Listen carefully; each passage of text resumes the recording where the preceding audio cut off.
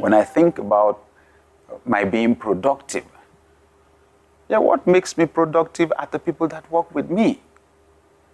When I get an idea, the next thing I'm thinking about is who's going to help me to do it. I shoot an email, a whole project is executed. Okay? So, leadership is a big deal. And it's amazing that sometimes we don't trace our lack of productivity to that. There was a manager who was not achieving his targets. And he was very unhappy. He got his team together, and was trying to use an illustration from sports. I said, look, you guys, you better do whatever it is you have to do so that this team is winning again. If you don't, you'll be fired one by one. Okay? If a team is not performing, you have to fire someone. Who is it? And all the players chorused, the coach.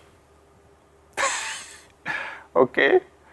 It's amazing how, we don't want to accept responsibility for what's going on. But if you are a leader, if you're a supervisor, if you're a manager, the point is your leadership skills will determine how productive your team is.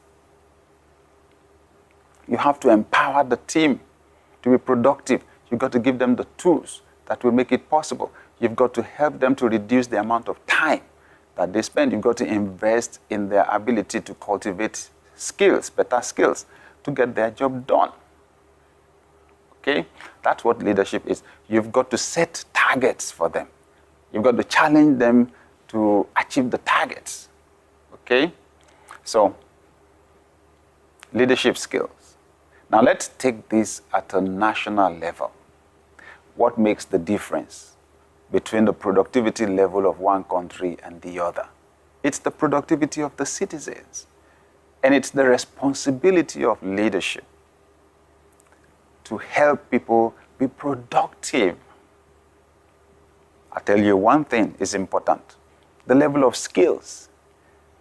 People cannot create when they've not learned how to create. The educational system is critical. Healthcare is critical because people that don't have good health cannot be productive in their work. The basic infrastructure need to be there. The roads need to be there. Power supply needs to be there. Okay? The hospitals need to be there to take care of their health. Then citizens can be productive.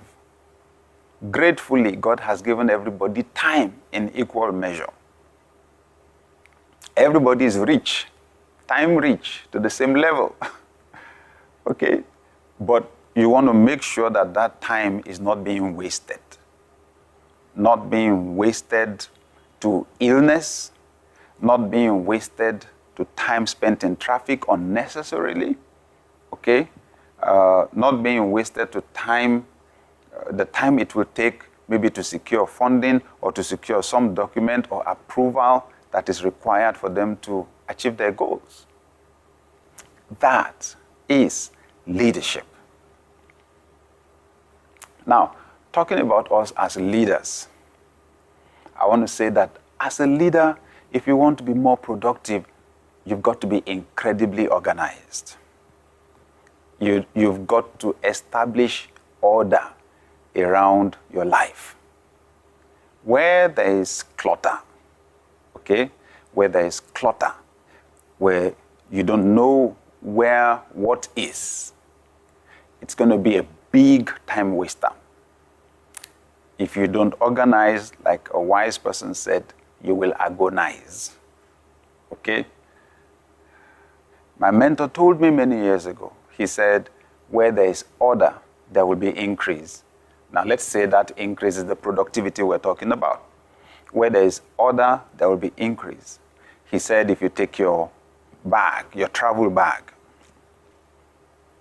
and you throw your clothes in there without folding them, he said your bag will take fewer clothes than it would take if you neatly folded each piece of cloth and put them in the bag.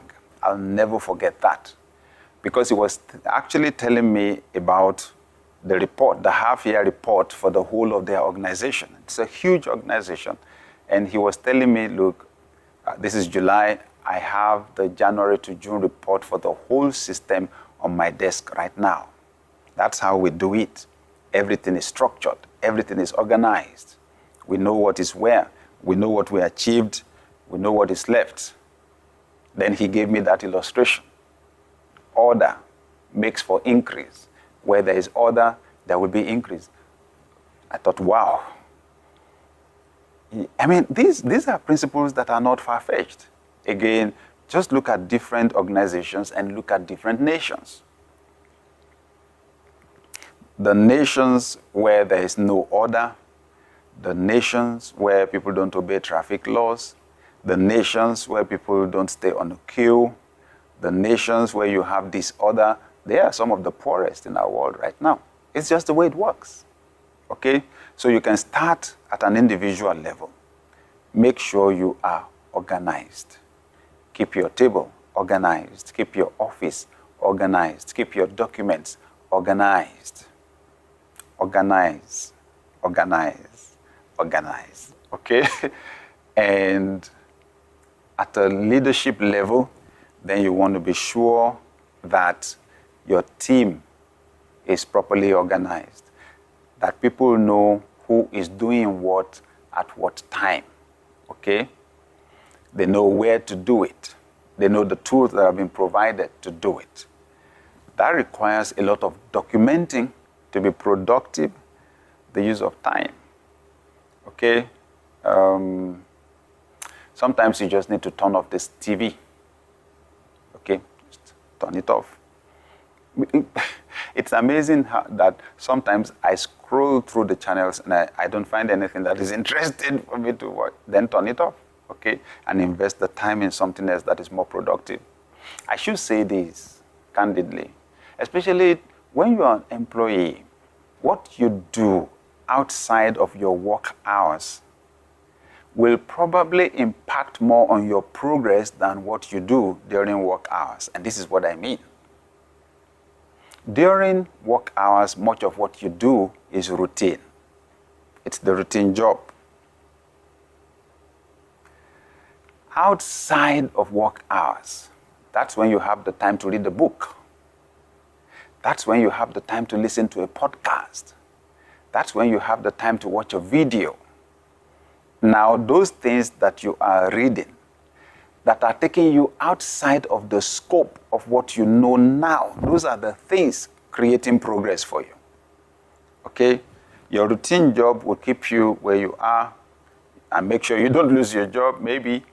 But extra knowledge, extra skill that you add outside of the work hours, those are the things that make you special on the job. Those are the things that help you to achieve unusual results. I remember, many years ago, when I cultivated this habit of reading, I had my first opportunity, to address a group. Everybody was shocked. Why? Because I had just read a book, from a very successful person. And when I was reading the book, it was like my heart was burning, because there was so much wisdom packed into the book. Oh, books can be so powerful. Information is transformation. I'm telling you, information is the baseline for transformation. I was literally changing. My heart was expanding. So when I had the opportunity to speak, then I was saying things at that level that I got from this highly successful person. And people were shocked. It was like, wow. And sincerely speaking, my promotion, my rise was very fast in that organization. I was reading at CEO level. I remember when I would walk up to my boss and make suggestions about some of our operations. because I was reading things outside of the scope of my own job. I practically just wanted to help the CEO of the organization to do his job, period. So I was reading things that would be useful for him at his level. With that, I was seeing things from his level, and I was getting ideas. The first time I went to him, he was surprised. I gave him some sound ideas. He said, don't worry, we're going to tweak things sometime later. Not long from then, I went back again, gave him some more ideas. He took it in. The third time I went, he said, you know what, can you help me to document these things you're saying? Can you document these things you're saying? You know, and I did. Of course, sometimes, yes, when an organization is large, people expect the leader to just change things like that, but it's not that easy to change. Not that easy to change.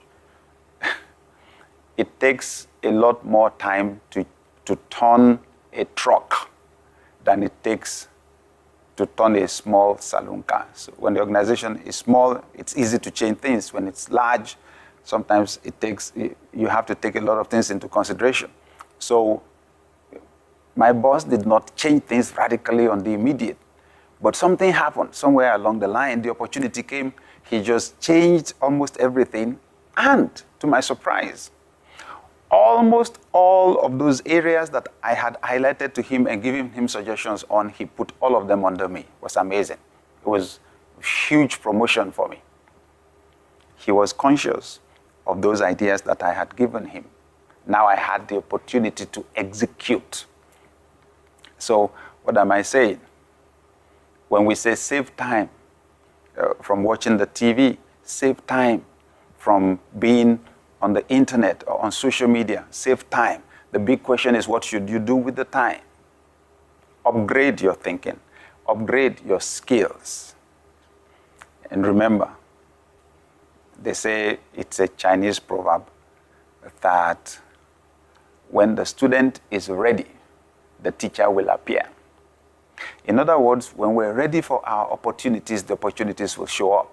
Sometimes we pray for opportunities, but we're not ready for those opportunities.